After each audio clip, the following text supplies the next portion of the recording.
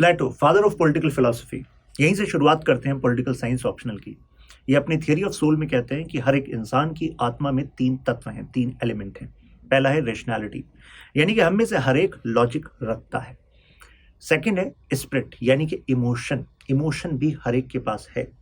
और तीसरा है एपेटाइट, यानी कि लस्ट, चाहे वो लस्ट किसी भी तरह के प्लेजर की हो। प्लेटो कहते हैं लेकिन इंसान अलग अलग पता है कैसे बनते हैं, कि इन तीनों एलिमेंट का प्रपोर्शन अलग अलग है। अगर आपके पास कोई रोता हुआ आए और कहीं मेरे साथ ऐसा हो गया और आपके पास पावर है, आपने कहा मेरा तो दिल पिघल गया था और आपने इमीडिएट एक्शन ले लिया, यानी कि आपके अंदर इमोशनल वाला क्वेश्चन ज्यादा था। लेकिन आपको लगता है is it the right approach, मतलब आप सूटेड हैं फॉर रूलिंग क्लास, रूल करने के लिए? Answer is no.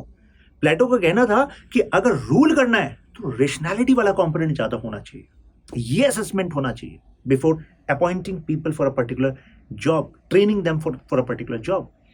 यानी कि अगर तर्क ज्यादा है, इमोशन उससे नीचे, लस्ट उससे नीचे। अगर लस्ट है पैसे की, तो जाहिर सी बात है कुछ ऐसी गलती कर बैठोगे जिससे अपने आप को भी नुकसान करोगे, सोसाइटी को भी और देश को भी। तो कितनी सही बात कह रहे हैं वो। उनका कहना है कि रेशनैलिटी अगर प्रोमिनेंट है तो रूलिंग क्लास, अगर इमोशंस प्रोमिनेंट है, इमोशंस से ही आते हैं करेज, वो कहते हैं करेज इमोशन इंटरचेंजेबली, तो आप सोल्जर बनने के लिए तैयार हैं। क्योंकि लॉजिक वाला इंसान अपनी जान नहीं दे सकता और जान नहीं ले सकता, उसके लिए साथ साथ में आपके चाहिए courage backed by emotion, emotion for your nation, for your motherland. और थर्ड है एपेटाइट। वो कह रहे एपेटाइट खराब नहीं है, लेकिन जिसके अंदर एपेटाइट ज्यादा है वो प्रोड्यूसर क्लास में जाए, वो प्रोडक्शन करे, वो पैसे ही कमा ले। फिर आपका क्या मानना है, कमेंट्स में बताइएगा।